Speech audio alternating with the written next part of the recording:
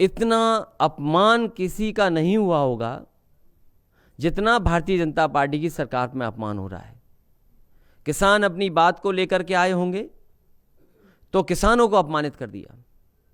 नौजवान अपने नौकरी रोजगार काम के बात को लेकर के आए होंगे तो नौजवानों को अपमानित कर दिया। मुसलमान भाई या किसी वर्ग के लोग अगर कहीं आए होंगे, अगर मांग रखी होगी सरकार से, तो उन सबको अपमानित इस सरकार ने किया है। इतना अपमान का सामना कभी भी जनता ने नहीं किया होगा जितना भारतीय जनता पार्टी की सरकार में जनता का अपमान हो रहा है। और आज जब 4 साल पूरे हो गए हैं, अपना काम दिखाने को नहीं है, दूसरे के काम को अपना काम बताना। और पहली बार उत्तर प्रदेश में हुआ होगा कि भारतीय जनता पार्टी ने उद्घाटन का उद्घाटन किया, शिलान्यास का शिलान्यास किया, एमओयू का एमओयू किया। और राजनीतिक परंपराएं अगर हम देखें और सदन में अगर किसी की विचारों को हम लोगों ने सुना होगा तो कभी भी किसी नेता के ऐसे विचार नहीं रहे होंगे जो विचार हमें और आपको सुनने को मिले। हमारे मुख्यमंत्री जी की भाषा, मैं तो कहूंगा कि विकास पे वो कम बोलते हैं, विकास पे कम बोलते हैं। विकास पे अगर बोलें तो उत्तर प्रदेश का ज्यादा भला होगा। और कम से कम उत्तर प्रदेश की जनता ने उन्हें स्वीकार किया, इनकी सरकार बनी और उत्तर प्रदेश को मिला क्या? वही जो समाजवादी पार्टी के काम थे, उन्हीं कामों को आगे भी नहीं बढ़ाया, रोक के रखा। अभी भी काम चल रहे हैं समाजवादी सरकार के, अभी भी पूरे नहीं कर पाए हैं। ये जो बड़े बड़े एक्सप्रेसवे की बात करते हैं, लगातार ऐड देते हैं, अखबारों में दिखाते हैं, ये समाजवादी पार्टी की देन है। समाजवादी पार्टी की सरकार में बने हैं। पहले कहा कि दिवाली पे शुरू हो जाएगा समाजवादी पूर्वांचल एक्सप्रेसवे, फिर कहा नए साल पे शुरू हो जाएगा, फिर कहा अप्रैल में शुरू हो जाएगा, और अब पता नहीं कब शुरू हो पाएगा। और हमारे मुख्यमंत्री जी की भाषा जो सदन में बोली जाती है या कभी मंचों से बोली जाती है, पुरानी भाषा कैसी थी वो आपसे बेहतर कौन जानेगा। कोई मुख्यमंत्री ऐसी भाषा नहीं बोल सकता। समुद्र में डूब जाना चाहिए इनको। ये कोई भाषा मुख्यमंत्री जी की हो सकती है? मुख्यमंत्री जी बोलते हैं इनके डीएनए में विभाजन है। अगर डीएनए का फुल फॉर्म बता दें मुख्यमंत्री जी तो हम जान जाएंगे हां आखिरकार मुख्यमंत्री हैं वो। जो डीएनए में विभाजन बता रहे हैं, कम से कम बताएं कि डीएनए क्या है और धर्म के आधार पे क्या क्या बोलते हैं। उन बातों को मैं नहीं बोलना चाहता हूं। कहते हैं पहले बिजली नहीं आती थी क्योंकि चोरों को चांदनी रात अच्छी नहीं लगती है, चोर अंधेरे में ही डकैती डालता है।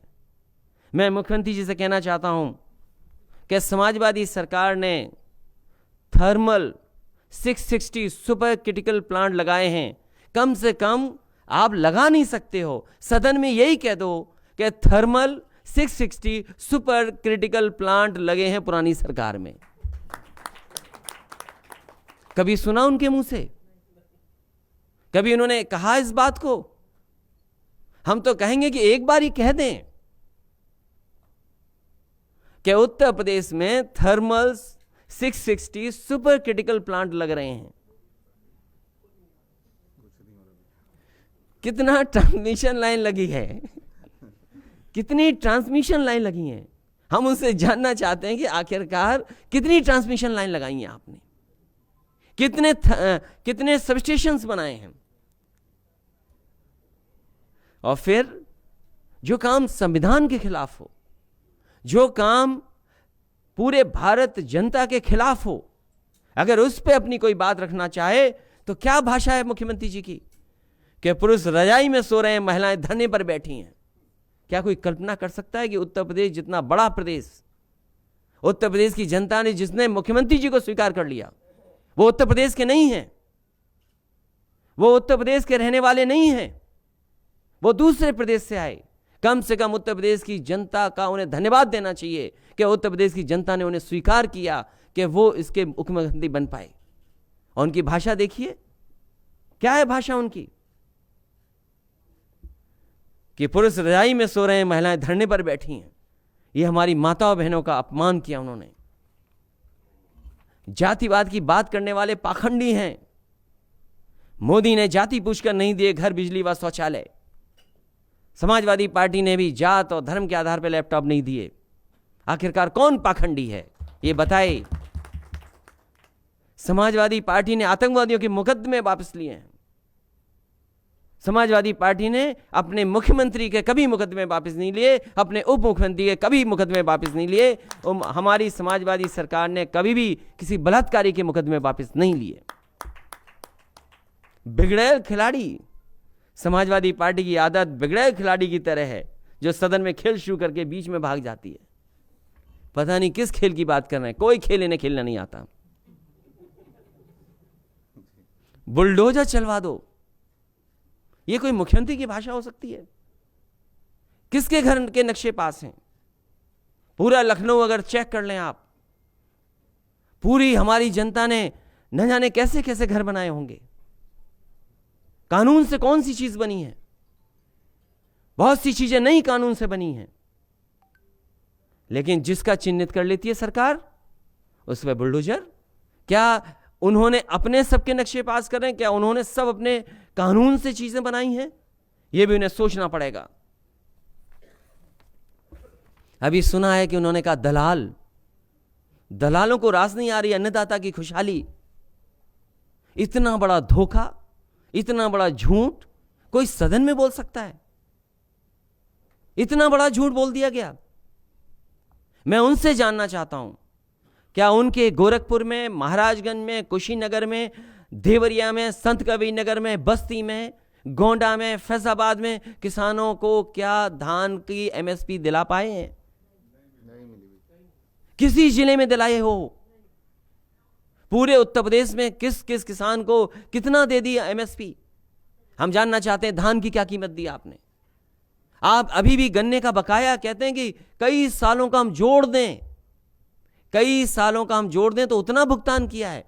मैं उन्हीं से जानना चाहता हूं कि आखिरकार गन्ने के सुधार में और उत्तर प्रदेश में किसानों की मदद अगर किसी ने की तो समाजवादी पार्टी ने की। और आज भी जो चीनी मिलें और जो आधार खड़ा है वो समाजवादी पार्टी का देन है। कहते हम चीनी मिल बेच रहे थे।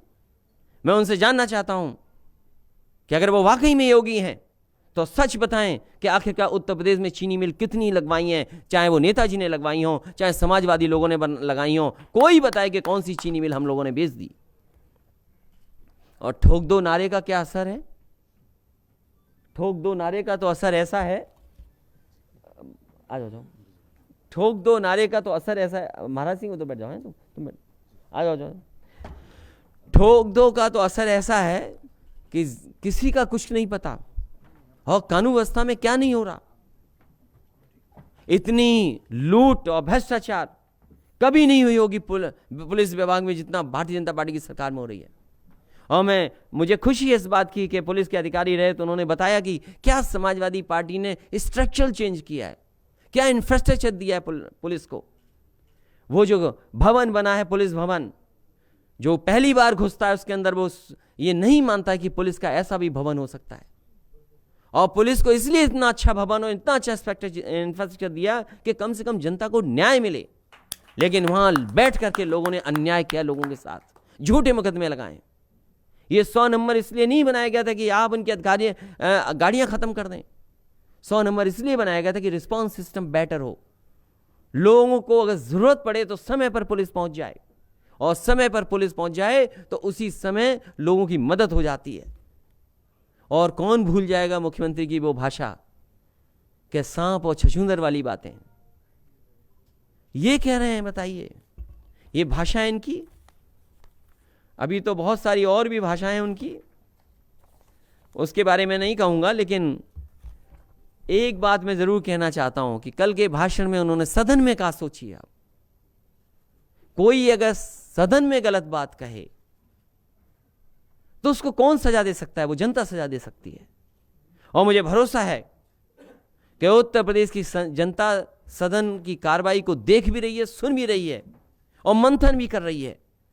हमारे भारतीय जनता पार्टी की सरकार के मुख्यमंत्री जी ने कहा कि अन्नदाता के लिए एमएसपी की जो बात की जा रही है, उस एमएसपी को वास्तव में प्रधानमंत्री जी नरेंद्र मोदी जी ने किसानों को दिया है। बताओ, ये सदन में कहा गया, कौन स्वीकार कर लेगा इस बात को कि एमएसपी दी गई है? कौन स्वीकार करेगा इस बात को? न मक्के की एमएसपी मिली, न धान की मिली, पूरे खेती चौपट हो गई, बर्बाद हो गई। और जितने भी कानून बने हैं वो बड़े उद्योगपति, बड़े घरानों को लाभ पहुंचाने के लिए बने हैं और खेती पे भी कंट्रोल बड़े लोगों का पहुंच जाए, इसलिए कानून बने हैं। इसलिए आने वाले समय में हमें पूरा भरोसा है कि जिस तरीके से जनता भरोसा कर रही है, जिस तरीके से बड़ी संख्या में साथी जुड़ रहे हैं, मुझे पूरा भरोसा है कि भारतीय जनता पार्टी का यहाँ से सफाया हो जाएगा।